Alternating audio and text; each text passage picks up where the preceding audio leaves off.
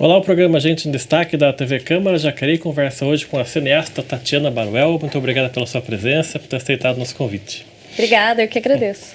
Vamos começar, antes de a gente falar dos seus filmes, dos seus trabalhos relacionados à cultura, né, falar um pouquinho da sua trajetória. Você nasceu da onde? Conta um pouquinho pra gente desse panorama aí. Bom, eu nasci em Salvador, meu pai é baiano, minha mãe é joseense. E eu vim pra cá com 10 meses e morei em Santa Branca muitos anos, até eu sair para fazer faculdade com 18 anos, depois retornei, morei algumas vezes lá e morei aqui em Jacareí também. Os seus pais, eles fazem o quê? Fala um pouquinho da profissão do seu pai, da sua mãe. O meu pai é aposentado, meu pai é médico aposentado e minha mãe é professora aposentada. E é uma família grande sua? Você tem irmãos?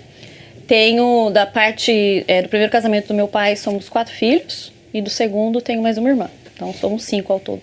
A sua infância você passa em Santa Branca, né? Passei em Santa Branca. O que você lembra dessa sua infância em Santa Branca lá? Eu lembro que a gente brincava muito na rua, brincava muito de esconde-esconde, enfim, jogava bola, eu gostava de jogar vôlei, gostava de nadar também, tinha um clube lá na cidade, assim, um clube público, né? E foi muito legal, assim, foi uma infância muito saudável, sabe? Com muita brincadeira na rua mesmo. Minha casa também era um centro cultural. Por quê? A gente fazia shows, teatrinho, pecinhas de teatro. Então, sempre tinha muita criança na minha casa também. Essa parte sua de artística já começa cedo, então, né? Eu acredito que sim. Esse interesse pelo cinema, pela literatura também começa cedo? Começou nessa época, a literatura primeiro. Eu sempre gostei muito de ler. Então, nessa época, eu já lia bastante.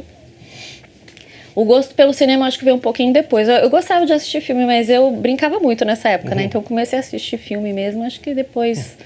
Um pouco mais depois, assim, mais pra frente. E você faz faculdade de rádio e TV, né? Eu me formei em rádio e TV. E essa sua escolha deu por qual motivo? Na época, eu fiquei em dúvida se eu ia fazer jornalismo ou psicologia. E, na verdade, eu conheci uma pessoa de Santa Branca que estava cursando rádio e TV na Unesp. E aí ele me falou sobre o curso. E aí eu fiquei interessada. Então eu coloquei como primeira opção, acabei passando e aí acabei gostando. Mas não era o curso que eu tinha imaginado, assim, quando eu estava fazendo ensino médio. E você é especialista em roteiro, né? Você é uma roteirista, né? Primeiramente. Eu sou roteirista e sou diretora também, sim. Conta um pouquinho como é que começou esse seu trabalho com roteiros, como é que foi se desenvolvendo tudo nessa sua carreira?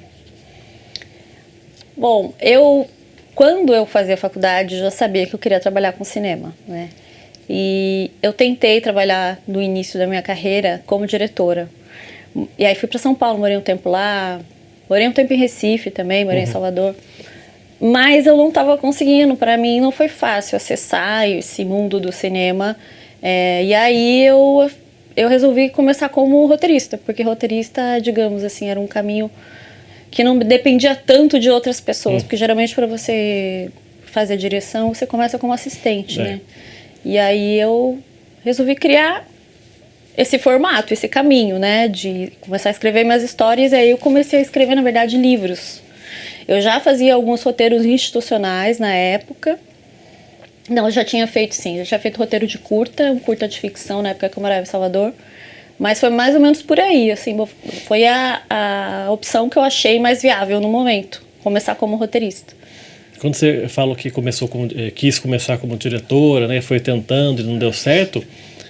Porque eu imagino que é um campo que é muito específico e as pessoas são muito meio que fechadas. É um grupo, assim, né? Que não deixa entrar muita gente, né? Especialmente em São Paulo, porque na época eu morava em São Paulo, né? Quando eu tentei fazer assistência de direção, eu era muito jovem e as produtoras já pediam experiência, né? E aqui não tinha muita. Na época, assim, também não tinha como se fazer estágio aqui. Eu também, na verdade, tinha acabado de voltar de Recife. Então, de Recife e de Salvador. Então, assim, não foi fácil para mim entrar lá, né? E quando eu voltei, daí eu pensei nisso. Falei, não, então acho que a maneira mais viável de eu ingressar no cinema é fazendo roteiro. E aí depois o roteiro acabou me levando para a direção de novo. E os roteiros, você sempre teve facilidade para escrever? Você falou que gostava de literatura desde cedo. Isso te ajudou também, imagino, para começar a fazer isso, né? Acredito que sim, Rodrigo. porque eu sempre gostei de fazer redação, por exemplo, né? Tinha facilidade para escrever e aí naturalmente, tanto é que eu pensei em fazer jornalismo também, né?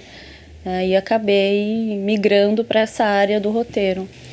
E o seu primeiro trabalho foi Você escreveu 3 livros, né? Uhum. O seu primeiro livro foi qual? O que se conta daqui. Que é de Jacareí já ou não? É, de Jacareí. Os meus 3 livros eu publiquei por Jacareí, em parceria com outros escritores, né? E todos foram pela LIC. Pela LIC. Como é que foi a ideia de surgir esse primeiro livro? Conta um pouquinho pra gente dessa história. O que se conta daqui, na época eu tive a ideia de fazer um livro sobre os causos, né? Da cidade, do imaginário do Vale. E aí eu procurei a Érica Turci, né? Que é uma excelente historiadora, uma amiga querida. E aí ela topou.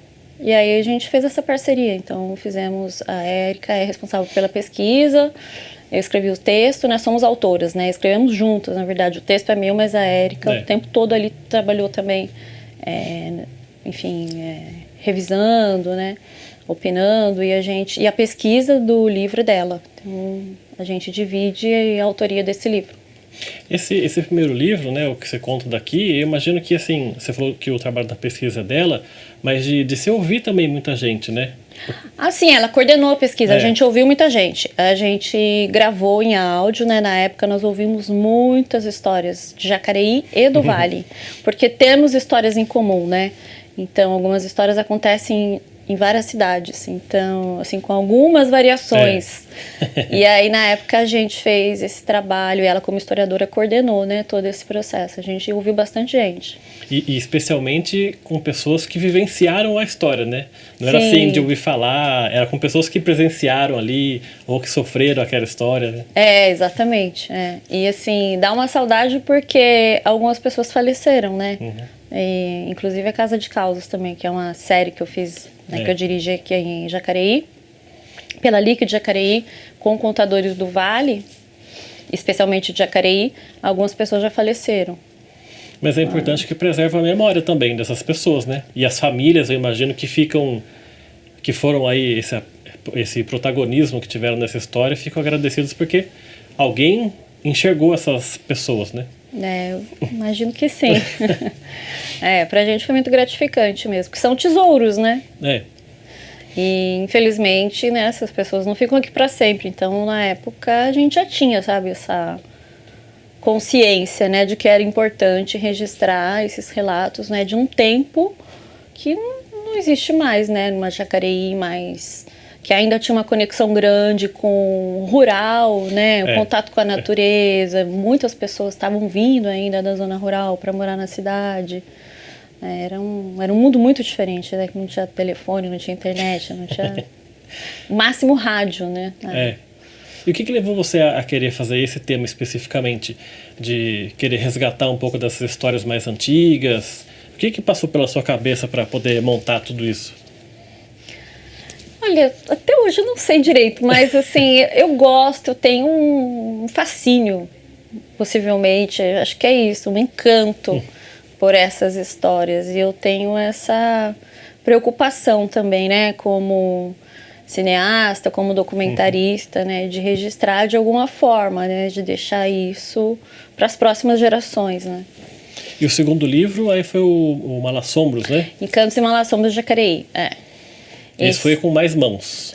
Isso. Esse aí é um projeto idealizado por mim, aí eu convidei novamente a Érica, o Elton e a Estela, Maria Estela Lemes, Elton Rivas e a Érica Turci. E também tem a ver com esses contos? Fala um pouquinho pra gente do conteúdo do livro. Esse aí a gente já focou mais em histórias de assombração e histórias encantadas, porque o primeiro, que se conta daqui, a gente tinha outras histórias em geral.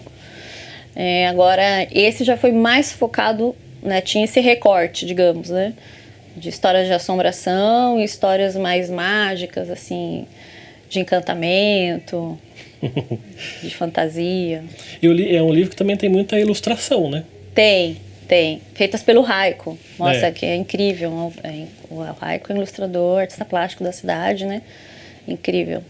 E eu lembro no lançamento desse livro, todo mundo gostou bastante, porque exatamente como você fez o primeiro livro, resgatou um pouco dessa tradição da história oral, né? Que as pessoas mais antigas tinham ficava um círculo de pessoas ali contando uma história para o outro, passou aqui na minha rua, não sei o quê. Isso também era uma preocupação sua, né? Resgatar um pouco dessa tradição da história oral, fazendo esses dois trabalhos. Sim, sim. E tanto é que ele é utilizado até hoje nas escolas, né? O que me deixa muito feliz. Esses dias mesmo alguém me falou, não me lembro agora quem foi, mas alguém me falou que o livro tinha sido lido na escola, que uma atriz tinha, e também ele foi adaptado para algumas peças aqui em Jacareí. Então eles continuam sendo usados. Eu gostaria de falar uma coisinha também. O primeiro livro foi ilustrado pelo Cid, Laurindo Cid, que eu falei do Raico, importante falar do primeiro ilustrador também. E esses dois livros eram com público-alvo, acho que não específico, porque tanto adulto pode ler como é usado hoje para criança, né?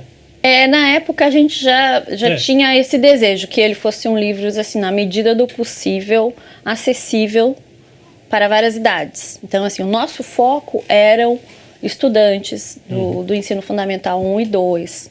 Mas a gente sabia que essas histórias, né, elas despertam curiosidade. Então, a ideia era que ele fosse feito numa linguagem que os adultos fossem gostar também. E que não pode ser até uma tradição antiga, mas, por exemplo, você pode ter um vizinho que sabe uma história, né? Que tá uma pessoa do seu lado que sabe contar aquilo ali. Que às vezes passou, Sim. né? Eu tenho um primo que passou por isso, que viu tal, né? Sim, sim. A gente ouviu muitas histórias, né? E várias delas surgiram assim. Às vezes a gente ia pesquisar um tema, mas apareciam outros super legais, super interessantes, que acabaram entrando no livro também. Então isso acontecia muito. E como é que vocês fizeram para selecionar? Porque eu imagino que não deu para entrar todas as histórias ali, né? Para fazer essa edição de cortar isso ou vai pôr aquilo, como é que foi? Foi doloroso. Porque são histórias muito boas, né? É difícil você escolher, assim. Tem muitas, infelizmente, que ficaram de fora. Mas a gente foi mais pela nossa intuição mesmo, pelo nosso feeling, sabe? Do que a gente achava mais curioso, mais, assim, que tinha algo de muito diferente, que chamava muito atenção, e também pelo valor histórico. Então depende do livro, né? O primeiro livro, ele tinha um conteúdo histórico também. Agora o segundo, em especial, que é o Encantos e Malassombras, aí, assim, o critério foi as histórias que nos chamavam mais atenção. Porque a gente achava, nossa, essa história é muito legal, muito diferente. E o terceiro livro foi de qual tema?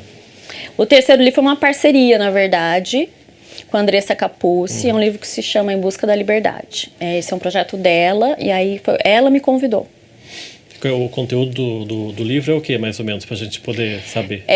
Na época, ela já tinha uma pesquisa sobre documentação histórica de como foi a resistência das pessoas negras no período anterior, um pouco antes, algumas décadas antes da abolição.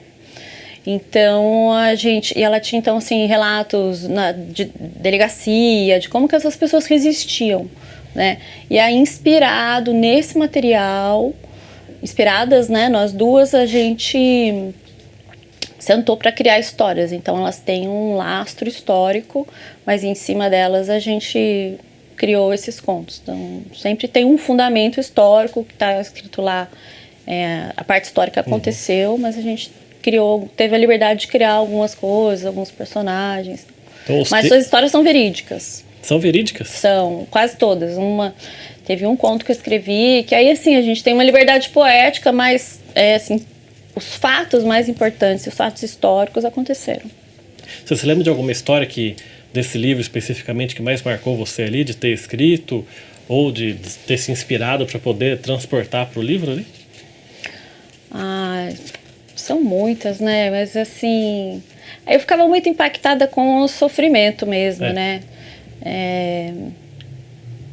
E com a resistência também, como essas pessoas, elas conseguiam criar formas, mesmo diante daquele sofrimento tão absurdo, aquela violência extrema, criar formas de sobreviver e de seguir em frente, né? principalmente depois da abolição. Então, mas foi um livro muito diferente dos outros dois, né? Porque os outros dois eram livros mais leves, né? Livro que eu escrevia, eu dava risada. Às vezes eu chorava, me emocionava, mas assim, era mais no final, quando eu estava escrevendo o final do livro, às vezes eu dava umas choradinhas também. Mas mas é uma emoção, digamos assim, mais leve, sabe? Agora esse livro, o terceiro, que tem as ilustrações do Juliano, a gente... Para mim, para a Andressa também foi muito impactante. Assim, porque é um tema que mexe muito, né? Porque queira ou não, todo mundo tem algum grau de parentesco com alguém que já foi escravo aqui, né, no Brasil, né? Exatamente, exatamente. E é uma história muito recente, né? Então, e que tem impactos até hoje. Então, assim, foi bem... Esse realmente foi um livro que mexeu comigo, assim, de uma forma muito intensa. Tá certo, vamos fazer o nosso primeiro intervalo aqui. O programa Gente em Destaque volta daqui a pouco. Até já.